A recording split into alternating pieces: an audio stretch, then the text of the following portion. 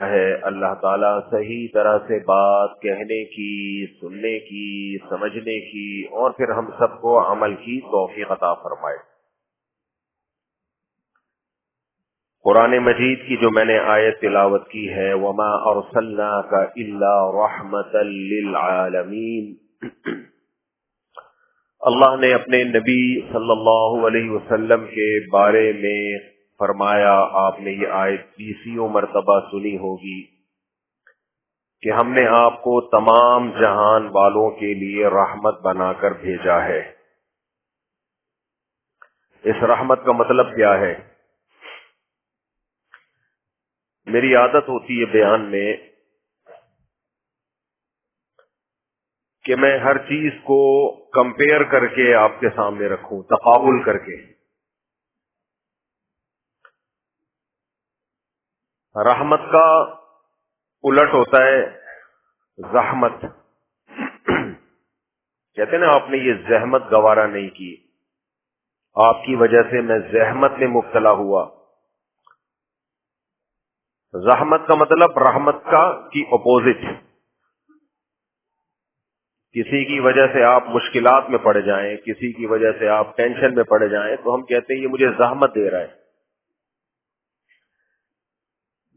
صرف راہ کے اوپر ایک نقطہ لگا دیں تو رحمت سے زحمت بن جاتا ہے۔ ہم بچپن میں ایک لطیفہ پڑھتے تھے، کتابوں میں لکھا ہوتا تھا کہ استاذ نے بچے سے پوچھا ستارے میں اور سیارے میں کیا فرق ہے؟ ستارہ کہتے ہیں جو ایک جگہ رکا ہوا ہوتا ہے، ویسے تو نہیں ہوتا، سب کچھ چل ہی رہا ہے لیکن دیکھنے میں، اور سیارہ جو کسی ستارے کی گرد گردش کر رہا ہو، ستارہ جو سیاروں کو لے کے کہیں چل رہا ہو، جیسے سورج ایک ستارہ ہے اور زمین ایک سیارہ ہے، یہ فرق ہے۔ بچے سے پوچھا بیٹا ستارے میں اور سیارے میں کیا فرق ہے؟ تو بچے نے کہا کہ ستارے کے اوپر 2 نقطے ہوتے ہیں اور سیارے کے نیچے 2 نقطے ہوتے ہیں۔ اب آپ دیکھو یہ بچہ یقیناً آج بہت بڑا سائنٹسٹ بن چکا ہوگا۔ تو رحمت اور زحمت، رحمت کے اوپر ایک نقطہ ڈال دیں کیا بن جائے گی؟ وہ زحمت۔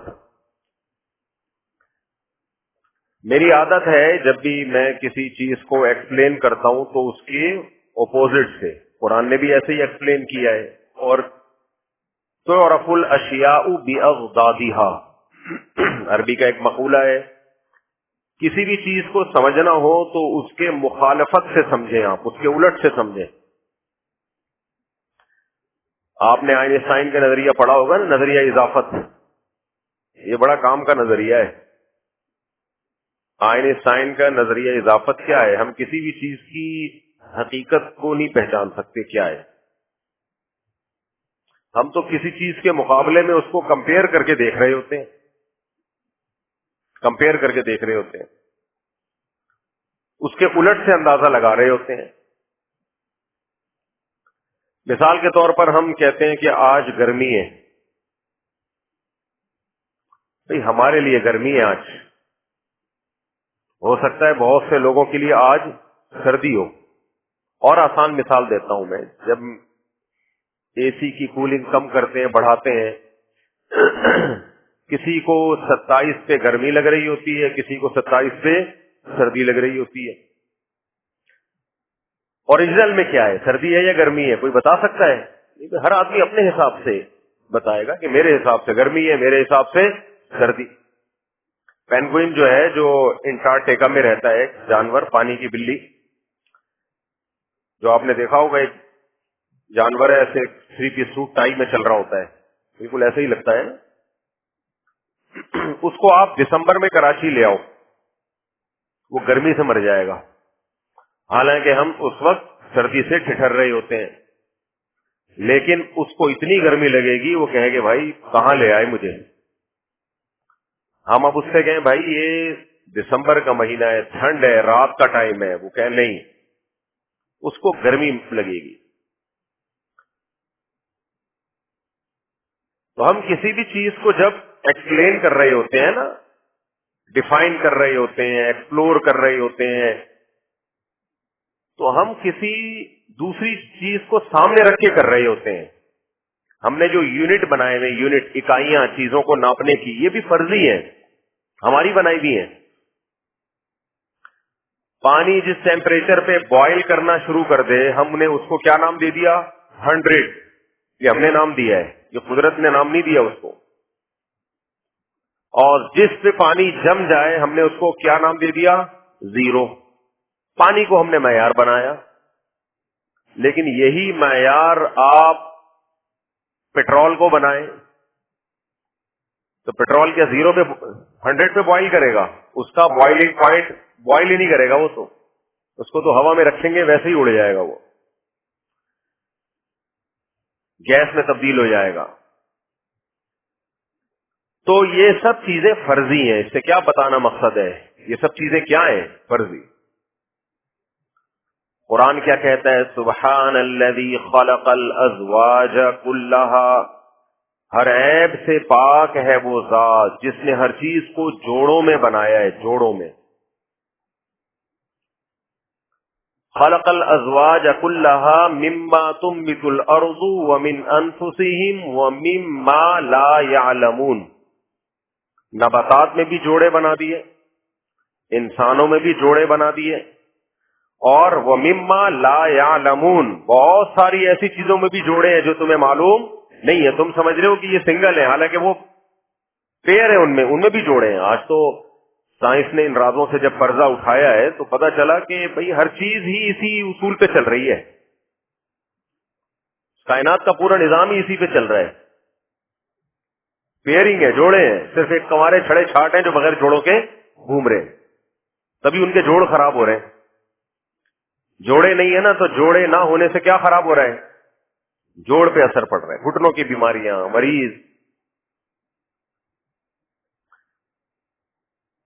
تو اللہ کا تعالیٰ کا بنایا ہوا نظام ہے بھائی. ہر چیز کو دیکھو، ہر چیز کو جوڑوں جوڑوں میں بنایا نا. تو جوڑا کہتے کس کو ہے؟ آپ کی جو یہ بہت اہم پوائنٹ ہے، اللہ کرے اتر جائے دماغ میں. اندھیرے کا جوڑا کیا ہے؟ کس سے ہم کمپیئر کرتے ہیں اندھیرے کو؟ روشنی سے. بہت اہم پوائنٹ کی بات اللہ نے دماغ میں ڈالی ہے. حالانکہ اندھیرے میں اور بھی بہت ساری چیزیں ہوتی ہیں، ہم سوتے ہیں اور اندھیرے کی اور بہت ساری خاصیتیں ہیں، لیکن اندھیرے کی اصل خاصیت جس سے وہ روشنی کو ممتاز جس کی وجہ سے وہ ہوتا ہے وہ ہے اندھیرا ہونا، کچھ نظر نہ آنا. اور لائٹ جس کی وجہ سے لائٹ ڈارکنیس سے یا اندھیرے سے جدا ہوتی ہے، وہ اس کی لائٹنیس اور برائٹنیس ہے. وہ اس کی کیا ہے؟ اس کی لائٹ، اس کا لائٹ ہونا، اس میں روشنی کا ہونا. اس سے یہ پتہ چلتا ہے کہ جو اسلام نے کہہ دیا نا کہ مرد عورت کی مشابہت اختیار کرے گا تو حرام، عورت مردوں کی مشابہت اختیار کرے گی تو حرام. وجہ کیا ہے؟ مرد اور عورت جو جوڑے ہیں نا، اس میں کیا چیز ہے؟ مرد طاقت اور قوت کا، مردانگی کا نام ہے، اور عورت نسوانیت، کمزوری. سمجھ میں آ رہی ہے بات؟ اس میں نسوانیت ہو، عورت پن ہو. تو یہ جتنا عورت میں عورت پن ہوگا، مردانگی نہیں ہوگی، اتنی وہ اٹریکٹیو ہوگی. اور جتنے مرد میں مردانگی ہوگی اتنا ہی وہ عورت کے مقابلے میں جوڑا بننے کے لائق ہوگا.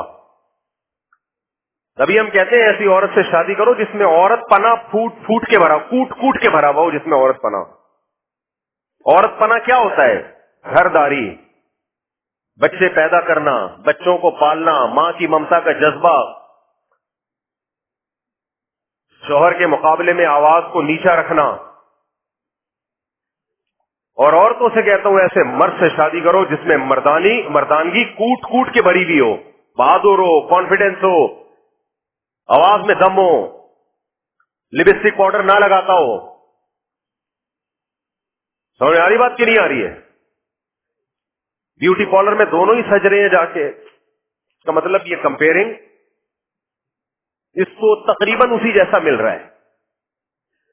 اور وہ مردوں والی ڈریسنگ کر رہی ہے، شوہر کی اطاعت نہیں کر رہی، بچے پیدا نہیں کر رہی، ماں کی ممتا ہی نہیں ہے. کہہ رہی میں نے ابھی لائف کو انجوائے کرنا ہے، میں ابھی مردوں کے شانہ بشانے چل رہے ہیں، جیسے آج کل لبرل انٹیاں خواتین کو الو بنا رہی ہیں. میں نے مردوں کے شانہ بشانہ چلنا ہے، میں کوئی بچے پیدا کرنے کی مشین نہیں ہوں، اور آنکھوں میں آنکھیں ڈال کے بات کرنی ہے، مردوں کی اطاعت نہیں کرنی، اور وہی مردانگی والے بال یہاں تک کرا لینے، پتہ ہی نہیں چل رہا جمشید صاحب ہے یا کوئی خاتون ہے، پتہ ہی نہیں چل رہا۔ باہر ملکوں میں بوڑھی عورتیں بالکل اتنے سے بال رکھتی ہیں، قابل ترس حالت ہے ان کی۔ وجہ کیا ہے؟ ان بیچاریوں کے کوئی بال بنانے والا بھی نہیں ہوتا، اس لیے بالوں میں مسائل کھڑے ہوتے ہیں تو وہ مشین پھیر دیتی ہے۔ وہاں کی بوڑھی عورتیں اور جمشید میں کوئی فرق نظر نہیں آتا۔ ہماری بوڑھی عورتوں کے تو بچے بال بنا رہے ہوتے ہیں، بیٹیاں، پوتیاں اور بہویں، یہ سب خدمتیں کر رہے ہوتے ہیں۔ وجہ کیا ہے؟ ان عورتوں میں عورت پنا کم ہو گیا، مردوں سے مشابہت بہت زیادہ ہو گئی، تو وہ جوڑے والا کانسیپٹ ہی ختم ہو گیا بھائی۔ جوڑے کا ہے، تبھی تو جمشید سے شادی ہو رہی ہے ان ملکوں میں، کیونکہ آہستہ آہستہ یہ ڈفرینس ختم ہوتے ہوتے بالکل ہی بہت سی جگہوں پہ بالکل ہی ختم ہو گیا ہے، اور ہومو سیکسولیٹی کی طرف آ گئے۔ اس لیے اسلام نے کہا عورت عورت ہی بن کے رہے گی۔ کیسے رہے گی؟ فل نسوانیت ہو اس میں، وہ زیورات کا استعمال کرے، وہ جائے بیوٹی پارلر، کوئی حرج نہیں ہے، وہ چوڑیاں پہنے، وہ زیور پہنے، یہ اس پہ سوٹ کرتا ہے، وہ ساڑیاں پہنے، اور مرد وہ کیا کرے گا؟ اس میں مردانگی ہونی چاہیے۔ سمجھتے ہو گے نہیں سمجھتے؟ وہ کریموں پاؤڈروں کا محتاج نہ ہو۔ آج کل بہت مشکل ہے یہ باتیں سمجھانا۔ خیر، خواتین کو پسند بھی اسی طرح کے مرد آ رہے ہیں آج کل، جو تھوڑے سے زنانے اسٹائل والے ہوتے ہیں، کیونکہ فطرت سب کی چینج ہو رہی ہے، فطرت سب کی چینج ہو رہی ہے بھائی، اس لیے آدمی بنا کرو آدمی۔ پھر وہی باتیں، ٹاپک چینج ہو رہا ہے، میں آج بہت اچھا ٹاپک لے کے بیٹھا ہوں، میں اسی پہ آ رہا ہوں۔ یہ بھی ہمارے نبی صلی اللہ علیہ وسلم کا ہم پر احسان ہے کہ آپ نے ہمیں مردوں کو عورتوں کی مشابہت سے اور عورتوں کو مردوں کی مشابہت سے منع کر کے دونوں کی زندگیوں کو فطرت پہ ڈال دیا۔ تبھی مردوں کو داڑھی رکھنے کا حکم ہے، دونوں کو نیچر پہ ڈال دیا۔ تو نیچر پہ چلنے میں سکون ہے، نیچر کی مخالفت میں عذاب ہے، عذاب ہے نیچر کی مخالفت میں۔ تو میں یہ عرض کر رہا تھا، اس پوری کائنات کا جو اللہ نے نظام بنایا ہے وہ ہے کمپیئرنگ، کمپیئر، مقابل، تقابل۔ تو جب ہم یہ کہتے ہیں نا وما ارسلناک الا رحمۃ للعالمین، ہم نے محمد صلی اللہ علیہ وسلم کو تمام جہان والوں کے لیے رحمت بنایا ہے، یہ بات آپ کی سمجھ میں اس وقت آئے گی جب آپ یہ فرض کر لیں کہ اگر محمد صلی اللہ علیہ وسلم دنیا میں نہ آئے ہوتے تو انسانیت کا کیا حشر نشر ہو چکا ہوتا۔ سمجھتے ہو گے نہیں سمجھتے ہو؟ نہ آئے ہوتے تو کیا حشر ہوتا۔ بہت زیادہ ڈیپ میں نہیں جاتا، تھوڑی دیر کے لیے فرض کر لیں ہماری کیا حالت ہوتی، تھوڑی دیر کے لیے فرض کر لیں ہماری کیا حالت ہوتی۔ مجھے بتاؤ اس مجمع میں کوئی ایک فرد ہوتا جو شراب سے بچتا ہے؟ ساری دنیا میں سب شراب پیتے ہیں، میں اور آپ اگر نہیں پی رہے تو یہ کس کی محنت ہے؟ 1400 سال گزر گئے سید الانبیاء صلی اللہ علیہ وسلم، 1400 سال، اور آپ کی اتنی پاورفل موٹیویشن، جو شراب جو تمام برائیوں کی جڑ اور کتنی بدبودار چیز ہے۔ شراب پی کے نشہ نہ بھی آتا نا، صرف اس شرابی کے چہرے پہ جو پھٹکار برس رہی ہوتی ہے وہی اس سے نفرت دلانے کے لیے کافی ہے کہ کوئی شریف آدمی یہ کام نہیں کرے گا۔ اس چہرے پہ پھٹکار دیکھا کرو، منہ سے جو رال ٹپک رہی ہوتی ہے اور اس کے قریب سے جو انتہائی غلیظ بدبو آ رہی ہوتی ہے۔ ہم نے پاکستان میں کبھی مجھے ایسی بدبو نہیں ملی تھی، باہر ملکوں میں جب سفر ہوا نا تو اتوار کی نائٹ کو کچھ لوگ لہرا رہے ہوتے ہیں، رقص و سرور کی محفلیں لگائی ہوئی ہوتی ہیں انہوں نے روڈوں پہ، وہاں تو بہت ہے پڑھے لکھے لوگ بھی کر رہے ہوتے ہیں۔ تو ان شرابیوں کی رقص و سرور کی روڈ پہ محفلوں کو اور ان کی جو منہ سے بدبو ہے اس کو دیکھ کے پتہ چلتا ہے اے اللہ تیرا کتنا بڑا فضل ہے کہ تو نے سید الانبیاء صلی اللہ علیہ وسلم کو ہم نے بھیجا اور آپ نے اس کا مسلم سوسائٹی میں جڑ سے خاتمہ کر دیا۔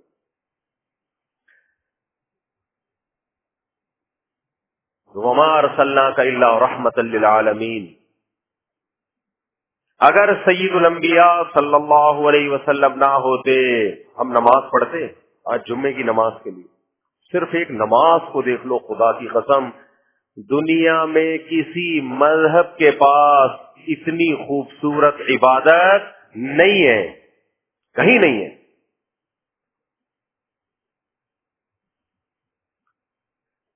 یہ صرف نماز نہیں ہے، اس سے پہلے ہم 3 دفعہ دانت صاف کرتے ہیں، کلی کرتے ہیں، 3 دفعہ ناک صاف کرتے ہیں، 3 دفعہ چہرہ، اور جمعے کے دن غسل کرتے ہیں. گھروں کو پاک رکھتے ہیں، گھروں کو صاف رکھتے ہیں. کس کی وجہ سے؟ نماز کی وجہ سے. آپ کہہ سکتے ہو یہ تو غیر مسلم بھی کرتے ہیں، انگریز بھی کرتے ہیں. پہلی بات اس طرح نہیں کرتے جس طرح ہم کرتے ہیں.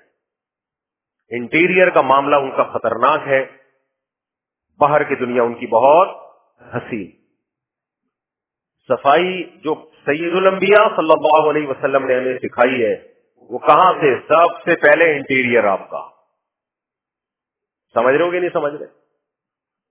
آج بھی جو سید الانبیاء صلی اللہ علیہ وسلم کو فالو نہیں کرتے باہر سے صاف ہوں گے، اندر کا معاملہ کیا ہے؟ خراب. صفائی شروع پیٹ سے ہوتی ہے. کھاتے غلاظت ہے، خنزیر کا گوشت. ہو سکتا ہے کوئی غیر مسلم اس پہ ڈیبیٹ کرے، خنزیر میں ناپاکی والی کون سی بات ہے؟ اچھا چلو، تم جو حلال گوشت کھاتے ہو، جس کو ہم حلال کہتے ہیں، وہ بھی بغیر ذبح کیے کھاتے ہو. آپ میڈیکل سائنس سے پوچھیں، ساری دنیا کے سارے ڈاکٹر متفق ہوں گے کہ خون کھانے پینے کی چیز، انسانوں کے کھانے کی چیز نہیں ہے، گندی چیز ہے. اتنی غلیظ چیز ہے کہ خون اگر کپڑوں پہ لگ جائے تو نماز نہیں ہوتی.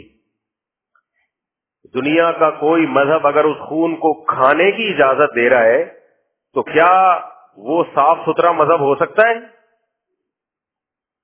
سید الانبیاء صلی اللہ علیہ وسلم کی تعلیمات ہیں کہ جانور کو ذبح کر کے کھاؤ تاکہ اس کا گندا خون اس کی باڈی سے نکل جائے. مسلمان گوشت بھی صاف ستھرا کھاتا ہے. بھائی یہ کس کی رحمت کے اثرات ہیں؟ سید الانبیاء. یہ آپ کا ہم پر احسان ہے. اسلام، قرآن، نبی ایک ہی چیز کے نام ہے، ایک ہی چیز کے نام ہے. جو قرآن نے کہا وہی نبی نے کہا، جو نبی نے کہا وہی قرآن نے کہا، اور اسی کا نام اسلام ہے.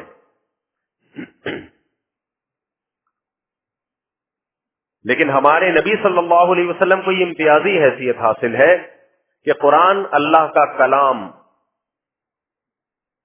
اسلام اللہ کا دین. لیکن ٹینشن کس نے اٹھائی ہے دعوت اور تبلیغ کی؟ سید الانبیاء صلی اللہ علیہ وسلم نے. بوجھ کس پر آیا ہے؟ قرآن پہ آیا ہے یا اسلام پہ آیا ہے یا نبی پہ آیا ہے؟ نبی پہ آیا ہے.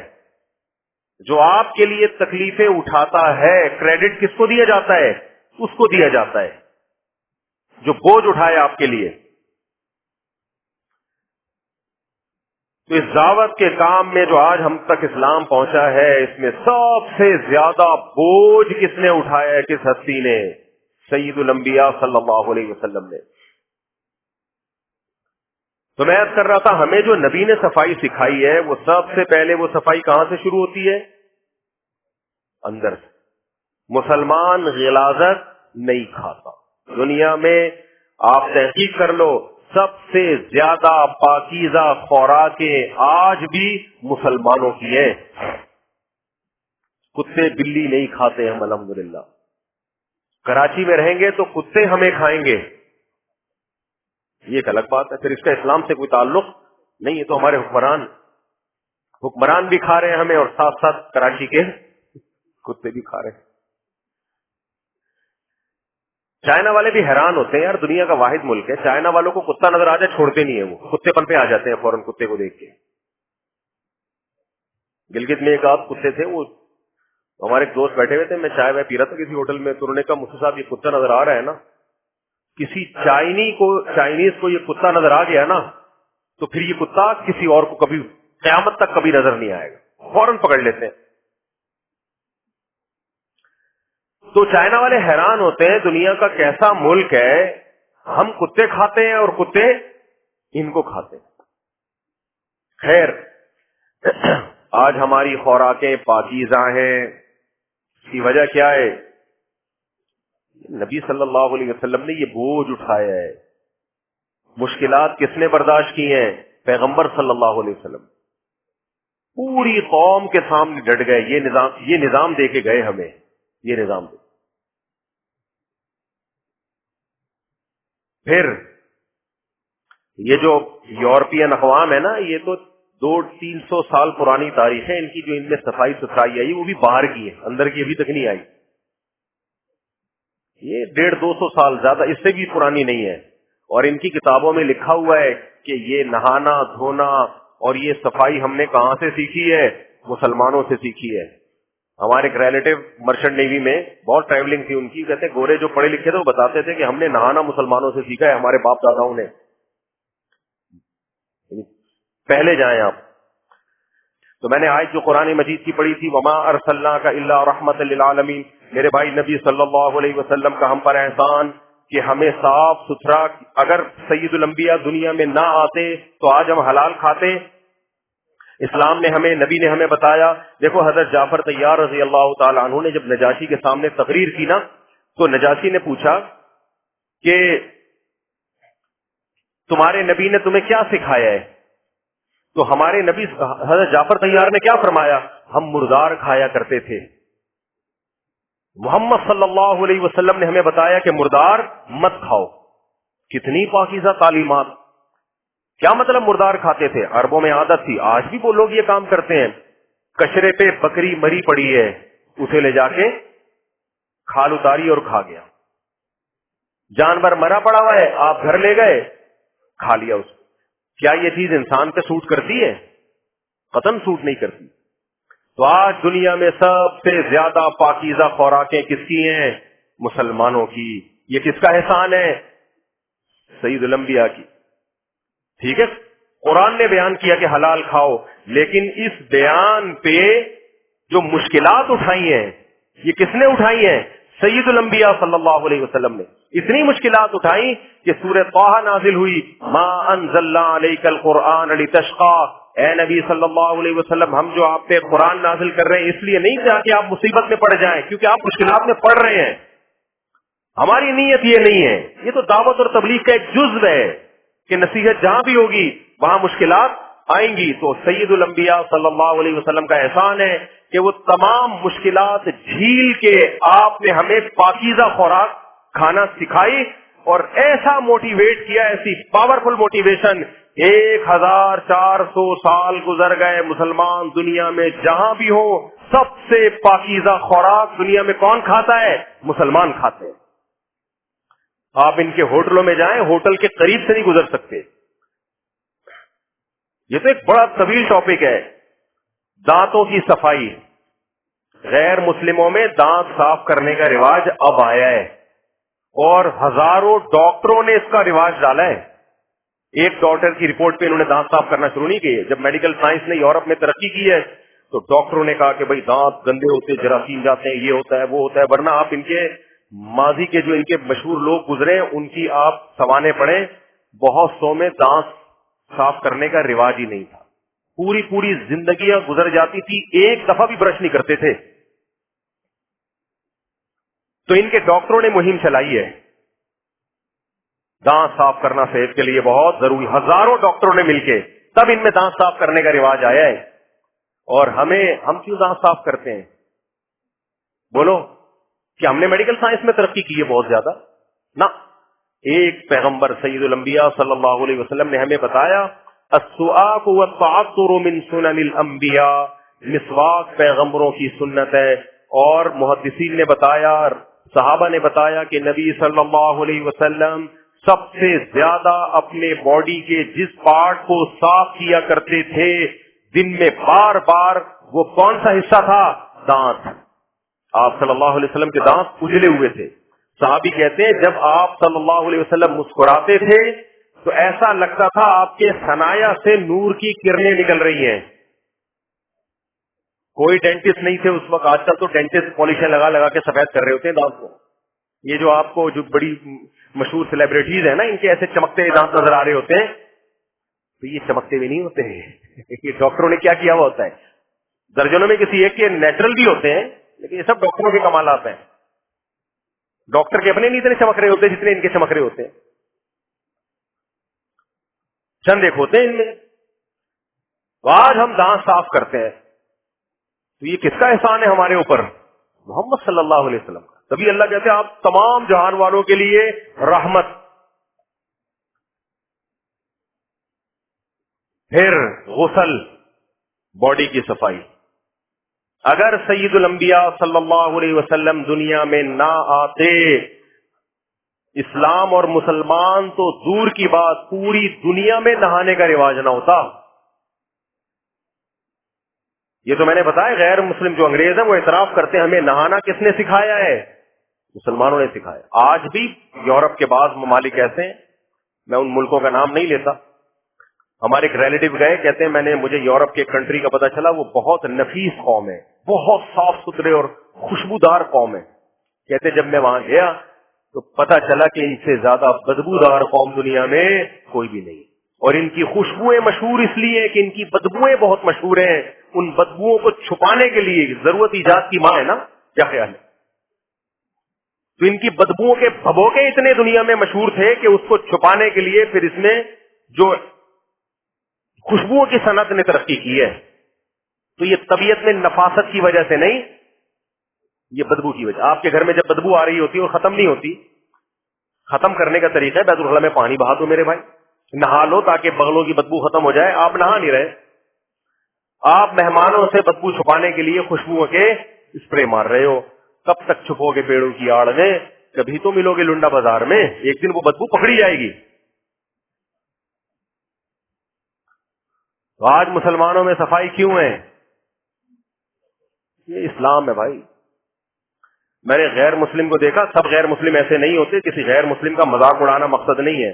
لیکن اگر کوئی غیر مسلم ایسا ہوتا ہے جیسا میں بتا رہا ہوں تو صرف اسلام نہ ہونے کی وجہ سے ہوتا ہے، اس کے بعد اسلام نہیں. میں کنٹری میں تھا باہر، بڑا صاف ستھرا ملک، بڑا نیٹ کلین. ہم جوتوں کی دکان پہ گئے، میں نے کہا یار ذرا، انہوں نے دو بندوں نے بنیان پہنے ہوئے تھے، دو ملازم تھے بنیان پہنے ہوئے تھے انہوں نے. میں نے کہا کہ یار وہ ذرا اوپر والے شوز نکال کے دکھائیں، جاگنگ کے لیے شوز چاہیے تھے مجھے. جب انہوں نے یوں کیا ہے نا، دونوں نے، یا تو ایک ہوتا نا غلطی سے رہ گیا، بعض دفعہ ہوتا ہے یار ٹائم نہیں ملا. کچھ یہاں مسلمانوں کی رپورٹیں بھی اسی قسم کی ہیں.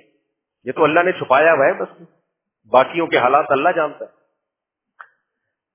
باقیوں کا مطلب باقی چیزوں کے. خیر میں زیادہ ڈیپ میں نہیں جا سکتا نا.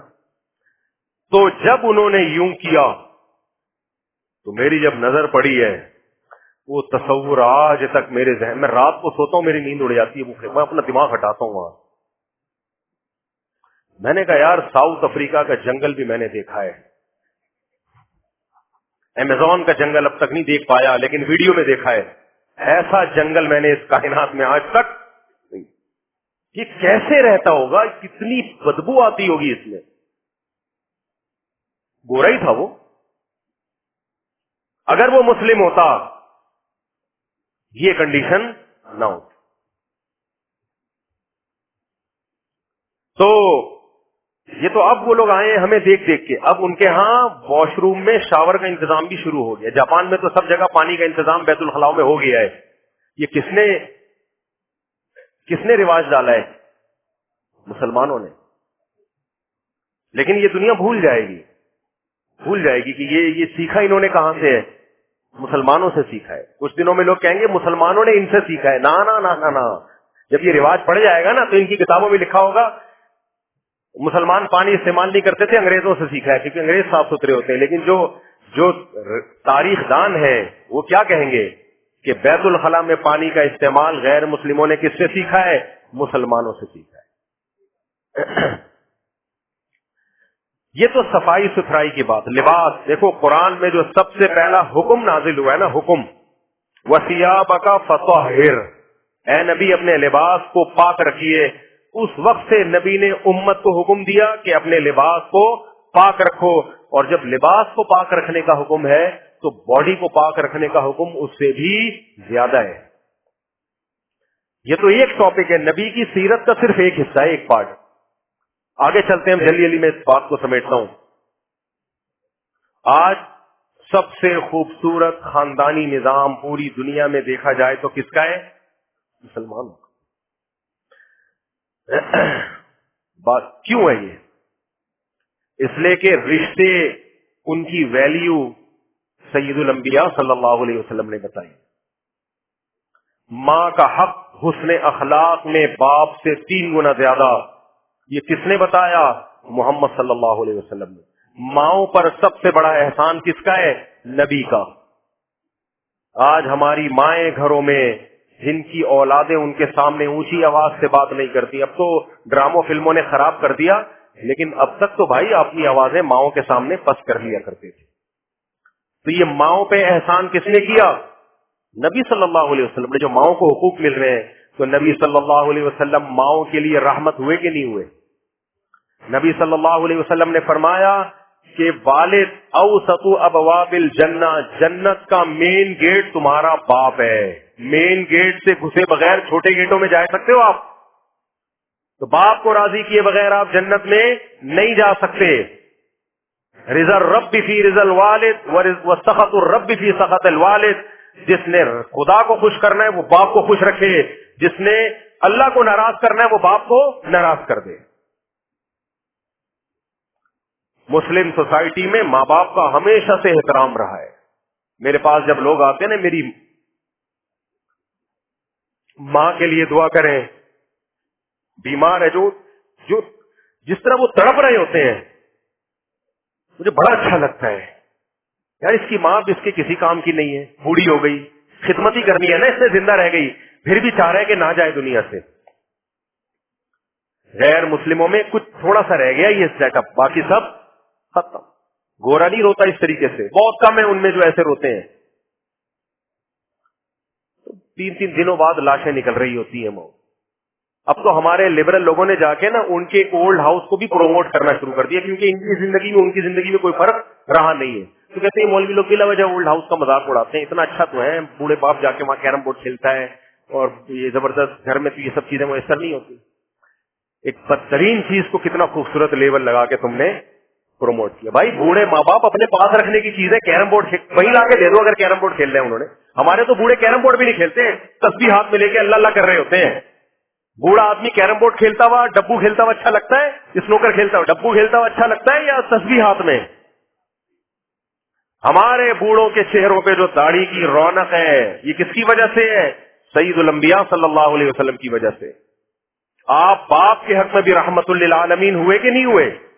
بھائی کے حق میں رحمت للعالمین، بہنوں کے حق میں رحمت للعالمین، بیویوں کے حق میں۔ مسلمان اپنی بیوی کے حقوق خدا کی قسم پیغمبر کی تعلیمات کی وجہ سے ادا کرتا ہے۔ اگر پیغمبر کی تعلیمات نہ ہوتی، ایک بیوی پالنا ہاتھی پالنے سے زیادہ مشکل ہے۔ آدمی کہتا ہے جان چھڑاؤ، گرل فرینڈ رکھو، بیوی کی ٹینشن مت اٹھاؤ۔ غیر مسلم بیوی کی ٹینشن نہیں پالتا ہے تو بڈھا ہونے کے بعد، 50-55 سال کے بعد۔ ویسے میں بھی 50 ہوں لیکن ابھی رپورٹ یہ کہ بڈھا ہوا نہیں ہوں۔ آگے چلیں، یہ جملہ معترضہ رپورٹ کے مطابق اگر بڈھا ہوتا تو پراٹھے ہضم نہ کر رہا ہوتا، بس یہ سب، بس اتنا کافی ہے۔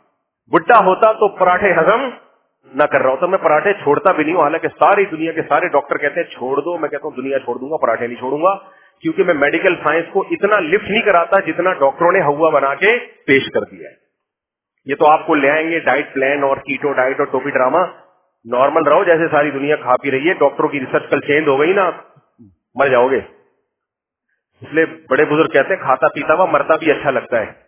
ہاں یہ اعتدال سے کھاؤ، اگر صبح 2 پراٹھے کھا چھوڑ دیے ہیں تو دوپہر کا تھوڑا ہلکا کر لو، رات کا ہلکا کر لو، چھوڑتے ہی نہ رہو بیٹھ کے، اور فزیکل ایکٹیویٹی رکھو، بھاگم دوڑ یہ سب رکھو، پھر پراٹھے بھی کھاؤ، انڈے بھی کھاؤ، ملائی تو کھاؤ۔ کولیسٹرول کے چکر میں ملائی بھی چھڑوا دی، کیا کھائیں پھر؟ جائیدادیں کھانا رہ گیا پھر تو بس۔ تو بھاگو دوڑو، شوگر بلڈ پریشر کو کنٹرول میں رکھو، اور 40 سال کے بعد کبھی کبھار ٹیسٹ کرا لیا کرو کولیسٹرول کا، یہ چیزیں نہ بڑھیں، بلڈ پریشر وغیرہ مانیٹر رکھو، باقی بھاگو دوڑو کھاؤ پیو موج مستی کرو، سب کچھ کھاؤ، چینی وینی چھوڑ دو، آرگینک چیزوں کو فوکس کرو، دیسی چیزوں کو، اس میں سب کچھ کھاؤ، پیزے برگر نہیں، اب پتہ چلا آپ نے پیزے برگر چھوڑنا شروع کر دیا. خیر تو اچھا اس میں بھی ہمارے نبی کا احسان ہے. میڈیکل سائنس کے حوالے سے سید الانبیاء صلی اللہ علیہ وسلم کی زندگی کو اگر کوئی فالو کرے، اور مسلمان آج تک کرتے آ رہے تھے تو صحت مند تھے، جب سے نبی کی تعلیمات چھوڑی ہیں اور گوروں کی خوراکیں لی ہیں اس وقت سے مسلمانوں میں موٹاپا بھی. دیکھو ہمارے نبی نے جو کی روٹی کھائی ہے زیادہ، گندم بھی کھا سکتے ہیں آپ، ہم گندم کھا رہے ہیں اور ڈبل روٹی. یہ اسلامی کلچر ہے یا گوروں سے آیا ہے؟ اگر ہم مسلم خوراکوں پہ رہتے جو مسلمان پیغمبروں نے کھائی ہیں، آج ہماری صحت اچھی ہوتی. چائے کافی پہ ہمیں کس نے لگا دیا؟ اور فضائی بھی آ رہے ہیں جگر کے لیے، بڑی زبردست کافی ہوگی جگر کے لیے، میں لیور کو اسپیشلسٹ نہیں ہوں، لیکن میرے بھائی ہے نشہ، یہ کوئی آپ کی باڈی کے لیے بنا نہیں ہے. یہ جس دن کافی نہیں ملے گی پھر طلاقیں دو گے اور کچھ بھی نہیں ہوگا. آج کافی نہیں ملی تھی تو غصہ اتنا آیا طلاقیں دے دی بیگم کو. یہ سب چیزیں نیچرل تو نیند ہے، نیند تھکاوٹ ہے، نیند لو جو ہمارے نبی کی تعلیمات ہے. وجعلنا نومکم سباتا، اللہ کہتے ہیں تمہاری تھکاوٹ دور کرنے کا ذریعہ میں نے کافی کو چائے کو نہیں بنایا. کس کو بنایا ہے؟ گہری نیند. سبات گہری نیند کو کہتے ہیں، خالی نیند کو نہیں کہتے. خوراکیں دیکھ لو نا، خدا کی قسم ہمارے نبی نے ہمیں روزہ سکھایا ہے.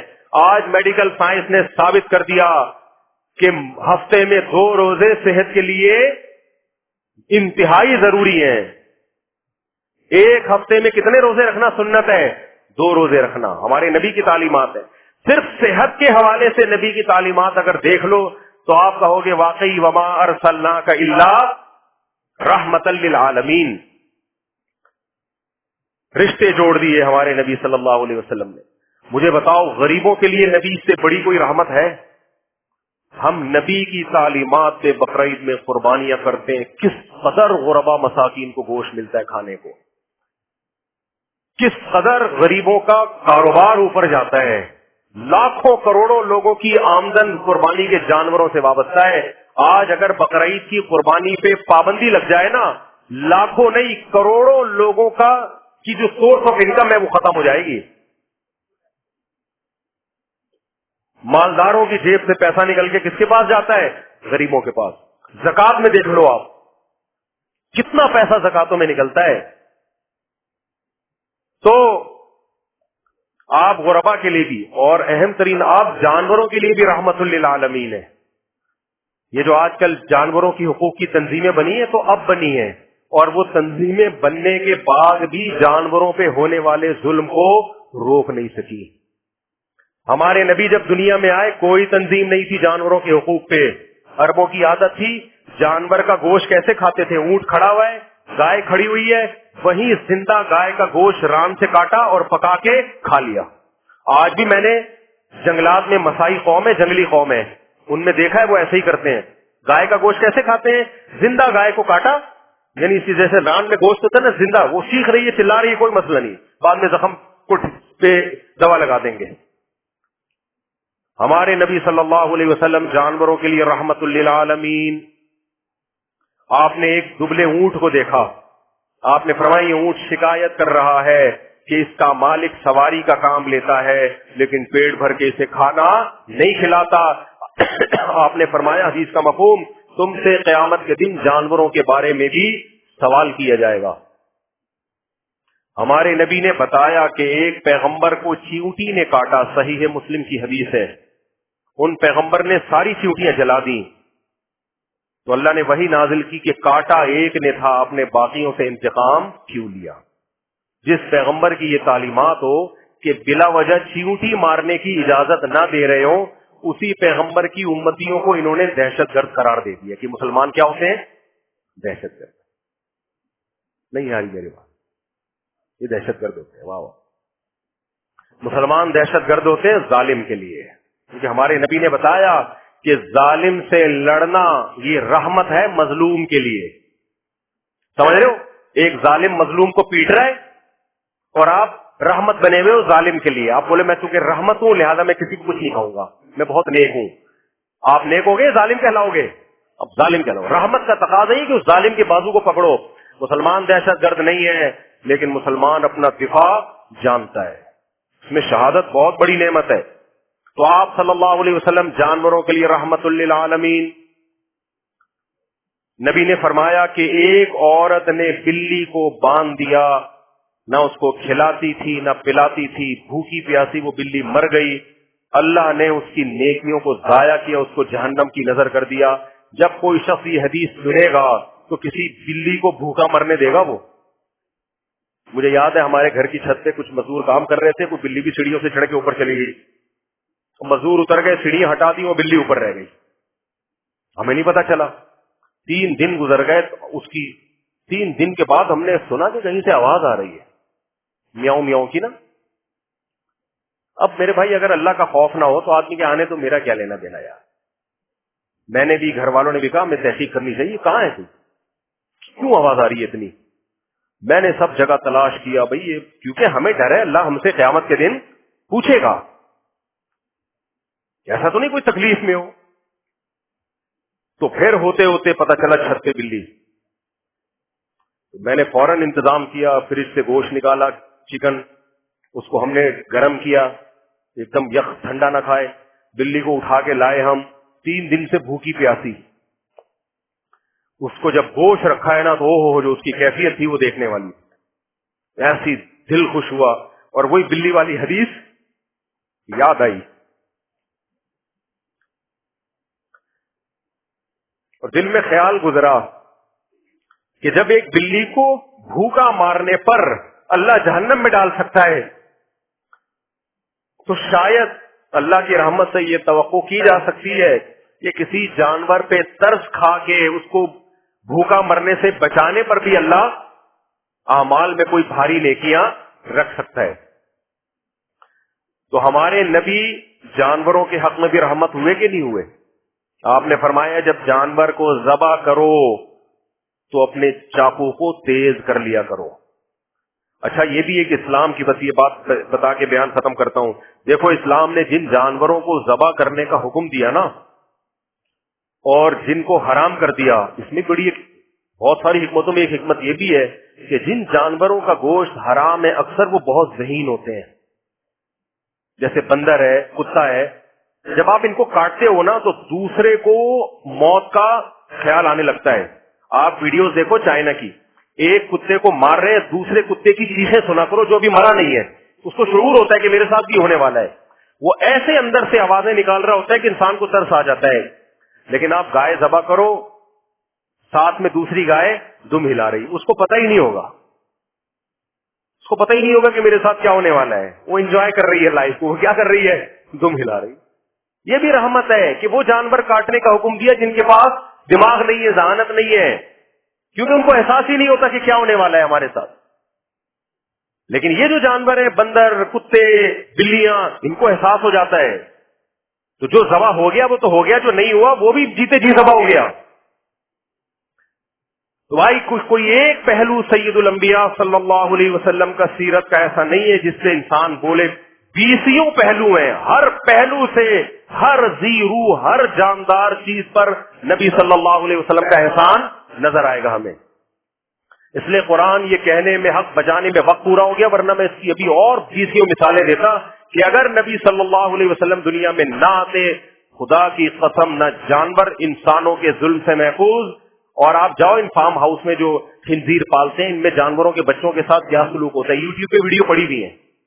یہ جانوروں کے حقوق کی تنظیمیں اپنی جگہ، لیکن کوئی نہیں سنتا ان تنظیموں کی. جس طرح جانوروں کو مارا جاتا ہے، جو بیمار ہو جاتے ہیں، کس طرح ان کو بے دردی سے قتل کیا جاتا ہے، بہت اس میں ڈیٹیل ہے، بہت تفصیل ہے. آپ جائیں گے یوٹیوب پہ ویڈیوز پڑی ہوئی ہیں کس طرح زندہ کتے کو اٹھا کے کڑھائی میں ڈالا جاتا ہے. آج بھی ہو رہا ہے دنیا میں. یہ زندہ مرغے کو اٹھا کے جلتی ہوئی کڑھائی میں ڈالا جاتا ہے. یہ سب دنیا دیکھ رہی ہے. ہم پہ کس نے پابندی لگائی ہے؟ ہم جانوروں کے حقوق کی تنظیموں کے خوف سے ایسا نہیں کر رہے، بلکہ ہم جانور پر احسان کس کی تعلیمات کی وجہ سے کر رہے ہیں؟ نبی صلی اللہ علیہ وسلم کی. کیونکہ آپ نے فرمایا کہ ہر جاندار چیز پر احسان کا اللہ نے ثواب رکھا ہے، اور حدیث کا مفہوم ہر جاندار چیز کو بلا ضرورت تکلیف پہنچانے پر اللہ نے عذاب رکھا ہے. تو آپ انسانوں کے لیے بھی رحمت آپ مردوں کے لیے بھی رحمت، آپ عورتوں کے لیے بھی رحمت، آپ ماں باپ کے لیے بھی رحمت، آپ اولاد کے لیے بھی رحمت، اور آپ جانوروں کے لیے بھی رحمت۔ جتنی تنظیمیں اس وقت دنیا میں مختلف حقوق کی بنی ہیں، ان تمام تنظیموں کے حقوق کی محنتیں اور ان پہ جو سرمایہ خرچ ہو رہا ہے وہ اپنے جیب سے تھوڑی خرچ کر رہی ہیں، اربوں خربوں روپے ان پہ خرچ ہو رہے ہیں۔ ان کی موٹیویشن کا آؤٹ پٹ دیکھیں کیا ہے، اور ایک سید الانبیاء صلی اللہ علیہ وسلم جنہوں نے ہم سے کوئی اجرت نہیں مانگی، ان کی موٹیویشن کا اثر دیکھیں تو ترازو کے ایک پلڑے میں رکھیں تو ہزاروں گنا نبی صلی اللہ علیہ وسلم کی رحمت کا جو عنصر ہے وہ آج جو دنیا میں انسانی اور جانوروں کے حقوق کی تنظیمیں کام کر رہی ہیں اس سے ہزاروں گنا زیادہ ہے۔ تو اس لیے میرے بھائی ہم بوانگے دھول یہ کہتے ہیں کہ قرآن نے جو کہا وما ارسلناک الا رحمۃ للعالمین، آپ سراپا تمام جہان والوں کے لیے رحمت ہیں۔ 1400 سال کے بعد بھی قرآن کا یہ معجزہ آج دنیا اپنی آنکھوں سے دیکھ رہی ہے۔ باقی جو اعتراض کرنے والے ہیں، جو گھوم پھر کے 2-4 چیزوں پہ اعتراض کرتے ہیں کہ نبی نے اتنی شادیاں کیوں کی، آپ کی عمر اتنی تھی تو سیدہ عائشہ 9 سال کی عمر میں تھی، ان سے نکاح کیوں کیا، یہ 2-4 چیزیں ہی گھماتے رہیں گے قیامت تک۔ حالانکہ اس کا بھی علماء جواب دے چکے ہیں۔ کوئی نیوٹرل ہو کے نبی کی سیرت کو دیکھے گا تو یہ کہے بغیر اس کے پاس کوئی چارہ نہیں ہے کہ واقعی آپ اللہ کے پیغمبر ہیں۔ اللہ کے سفیر اور نمائندے ہی کی دعوت میں اتنی پاور ہوتی ہے، کسی عام بشر میں ایسی طاقت نہیں ہوتی۔ اللہ ہم سب کو سمجھنے کی، عمل کی توفیق عطا فرمائے۔ وما علینا الا البلاغ۔ ہاں بھائی عبد الوہاب بل ریاض الدین کہاں ہیں؟ جلدی سے آ جائیں، گرمی ہو رہی ہے۔ آپ ماشاءاللہ ماشاءاللہ۔ دعا علی بنت اصغر علی، دلہن کا نام، دلہن کے وکیل کون ہیں؟ آپ ہیں۔ مہر کی رقم 20,000۔ آپ نے مجھے اجازت دی کہ میں دعا علی بنت اصغر علی کا نکاح عبد الوہاب بل ریاض الدین سے کروں، 20,000 مہر میں اجازت ہے؟ الحمد للہ نحمده ونستعینه ونستغفره ونؤمن به ونتوکل علیہ ونعوذ باللہ من شرور انفسنا ومن سیئات اعمالنا من يهده الله فلا مضل له ومن يضلله فلا هادي له ونشهد ان لا اله الا الله وحده لا شريك له ونشهد ان سيدنا وحبيبنا وشفيعنا وسندنا محمدا عبده ورسوله صلی اللہ تعالی علیہ وعلی آلہ واصحابہ وبارک وسلم تسلیما کثیرا کثیرا۔ اما بعد فاعوذ باللہ من الشیطان الرجیم، بسم اللہ الرحمن الرحیم۔ یا ایہا الناس اتقوا ربکم الذی خلقکم من نفس واحدۃ وخلق منها زوجها وبث منهما رجالا كثيرا ونساء واتقوا الله الذي تساءلون به والأرحام إن الله كان عليكم رقيبا وقال تعالى يا أيها الذين آمنوا اتقوا الله وقولوا قولا سديدا يصلح لكم أعمالكم ويغفر لكم ذنوبكم ومن يطع الله ورسوله فقد فاز فوزا عظيما وقال النبي صلى الله عليه وسلم النكاح من سنتي وقال فمن رغب عن سنتي فليس مني وقال النبي صلى الله عليه وسلم تزوجوا الودود الولود فإني مباهي بكم الأمم وقال النبي صلى الله عليه وسلم تزوجوا ولا تكونوا كرهبان النصارى۔ جناب عبد الوہاب بل ریاض الدین، میں نے 20,000 روپے مہر میں آپ کا نکاح دعا علی بنت اصغر علی سے کیا، آپ نے اس نکاح کو قبول کیا؟ قبول ہے ماشاءاللہ، بڑی خوشی ہوئی۔ دعا کریں اللہ تعالیٰ برکت دے۔ الحمدللہ رب العالمین والعاقبۃ للمتقین والصلاة والسلام علی رسولہ الکریم وعلی آلہ وصحبہ اجمعین۔ اے اللہ اس نکاح کو اپنے دربار میں قبول فرما۔ اے اللہ اس کی برکتیں زوجین کو تادم حیات نصیب فرما، آپس کے اختلاف و انتشار سے، لڑائی جھگڑوں سے، ہر قسم کے شر فساد سے اللہ ان دونوں کی ہمیشہ کے لیے حفاظت فرما۔ اے اللہ اس نکاح کو دونوں کے خاندانوں میں جوڑ کا، محبتوں کا ذریعہ بنا، جس کی جو جائز مراد ہو اس کی مراد کو پورا فرما۔ ربنا آتنا فی الدنیا حسنۃ وفی الآخرۃ حسنۃ وقنا عذاب النار، صلی اللہ تعالی علی خیر خلقہ محمد وعلی آلہ وصحبہ اجمعین۔ اللہ قبول فرمائے بھائی، اللہ بہت مبارک کرے۔ ماشاءاللہ دل سے دعا ہے آپ سب کے لیے۔ اپنا خود سے خیال رکھنا، ٹھیک ہے؟ یہ سمجھ رہے بیوی خیال رکھے گی میرا، اس لیے میں نے اس کو بول دیا اب اپنا خود خیال رکھنا۔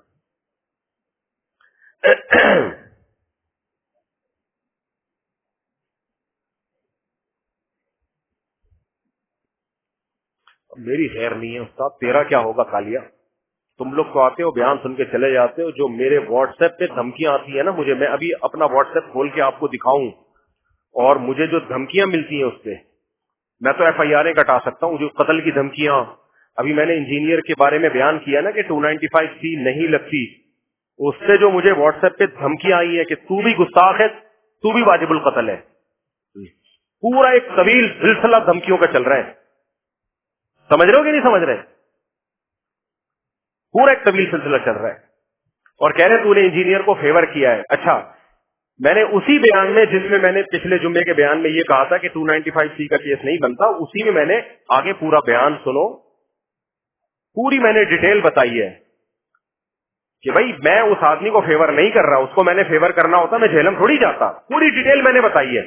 بھائی ہم اس کو فیور نہیں کرتے, اس کی جو غلطی ہے اس کو غلطی کہا جائے گا, لیکن اور پھر میں نے یہ بھی بتایا کہ 295C کا قانون درست ہے, یہ قانون تبدیل نہیں ہونا چاہیے, ختم نہیں ہونا چاہیے, لیکن اس کا غلط استعمال رکنا چاہیے. کتنا بیلنس بیان تھا. ادھر سے الگ دھمکیاں آ رہی ہیں کہ تو گستاخوں کو سپورٹ کر رہا ہے, اور اپنے والوں سے الگ دھمکیاں آ رہی ہیں. اپنے والوں سے وہ دھمکیاں یہ آ رہی ہیں کہ وہ بھی دھمکیاں دے رہے ہیں کہ تم اس کو گستاخ کیوں نہیں قرار دے رہے. تو یار ہم تو دونوں طرف سے ہی گئے. اپنے دیوبندی بھی ہمیں لتاڑ رہے ہیں, اور وہ جو دوسری پارٹی ہے وہ تو ویسے ہی لتاڑ رہی ہے. ہم تو بالکل تنہا ہو گئے. کیا خیال ہے؟ تو ہم نے مشورہ کیا, ہم نے کہا بھائی جو حق ہو اس کو بیان کرنا چاہیے, باقی انجینئر کو سپورٹ کرنے کا تو سوال ہی پیدا نہیں ہوتا میرے بھائی. اس کی جو بدماشیاں, اس کی جو بدتمیزیاں, جو صحابہ کے بارے میں نازیبہ کلمات, ہم تو صرف 295C کے, کیونکہ جب آپ کسی کو گستاخ قرار دیتے ہو تو اس کا مطلب کافر قرار دے رہے ہو. اور جب ہم فتویٰ سیکھتے ہیں نا, اس میں سب سے پہلے یہ اصول سکھایا جاتا ہے کہ کچھ بھی ہو جائے تمہارے قلم سے, تمہاری زبان سے کسی کے لیے کافر کا لفظ نہ نکلے جب تک صاف طور پہ کوئی اسلام چھوڑنے کا اعلان نہ کر دے, یا ایسی معاذ اللہ گستاخی کرے جس میں توہین کا ایک پہلو کے علاوہ کوئی پہلو نکلتا ہی نہ ہو, جس میں پتا چلے کہ اس شخص کی نیت توہین ہی کی تھی اور کوئی نیت ہو ہی نہیں سکتی. جب تک 1% بھی چانس ہونا اس کو گستاخی کے فتوے سے بچانے کا, تو اس کو بچایا جائے گا. تبھی تو میں نے ریفرنس دیا تھا کہ آپ مجھ پہ اگر اعتراض کرتے ہو تو آپ دارالعلوم کرنگی سے فتویٰ لے لو. وہ بھی تو علماء, ان کو بھی تو دیوبندی کہا جاتا ہے, حالانکہ وہ اپنے آپ کو دیوبندی نہیں کہتے, وہ سمپل مسلمان کہتے ہیں, لیکن لوگوں نے ہم سب کے کھاتے میں دیوبندیت کا نام ڈال دیا ہے. بھائی ہم تو وہ مسلمان ہیں جو ہندوستان میں جب اسلام آیا تھا اس کو فالو کر رہے ہیں, تو ہمیں جو لوگوں نے دیوبندی کا بریلویوں سے فرق کرنے کے لیے کہا, ورنہ ہمارا کوئی فرقہ نہیں ہے. آپ دارالعلوم کرنگی سے فتویٰ لے لو, آپ بنوری ٹاؤن سے فتویٰ لے لو, جامعہ فاروقیہ سے ریٹرن فتویٰ لے لو, کوئی بھی کس بیس پہ انجینئر کو کہ اس نے عیسائیوں کی طرف غلط بات منسوخ کی ہے, یہ کیس تو بنے گا کہ عیسائیوں پہ جھوٹا الزام لگایا, یہ کیس بھی بنے گا کہ عیسائیوں کے بارے میں غلط بات کی, عیسائیوں کو غیر محفوظ, یہ سب بن سکتے ہیں اگر کوئی بنانا چاہے. بنے گا نہیں بنے گا یہ مجھے نہیں معلوم, لیکن یہ کہ اس نے خود نبی کی توہین کی ہے, اس میں 1% بھی اگر شک کا فائدہ دیا جائے گا نا تو وہ اس کو دیا جائے گا جس کی گردن اڑانے کا خطرہ ہو, اس کو بینیفٹ دیا جائے گا, اس کو فیور دیا جائے گا. یہ اسلام کا قانون ہے, اس لیے کوئی بھی معتبر دارالفتاء فتویٰ نہیں دے گا. میرا قصور یہ ہے کہ میں چونکہ میڈیا میں بیٹھا ہوا ہوں تو میں نے میڈیا پہ بیان داغ دیا. اچھا کچھ لوگ یہ بھی کہہ رہے ہیں اصل میں خود بھی بیچارہ ڈسا ہوا ہے نا, خود بھی الزام لگ چکا ہے تو اس لیے فیور کر رہا ہے. میرے بھائی آپ جب مجھ پہ الزام لگا تھا نا, اس سے پہلے کہ میرے بیانات سنو, اس میں بھی میں یہی باتیں کر رہا تھا. اس وقت بھی میں یہی کہہ رہا تھا کہ 295C کو کھلواڑ مت بناؤ. اس سے پہلے بھی میرے بیانات آسیہ بی بی والے کیس میں اور اس کے بعد بھی جتنے ہوئے اس میں بھی میرا بیان یہی تھا. تو کوئی کہہ رہا ہے ڈر گیا, کوئی کہہ رہا ہے گستاخوں کو فیور کر رہا ہے. بولتے رہو بھائی, ہماری ضرورت سمجھ میں آئے گا ہم وہ کریں گے. ڈرنا ہوتا نا تو نہ میں یہ بیلنس بات نہ کرتا, پھر میں جو فریق زیادہ پاورفل ہے اس کو فیور کر رہا ہوتا. پھر میں اللہ عمل کی توفیق عطا فرمائے.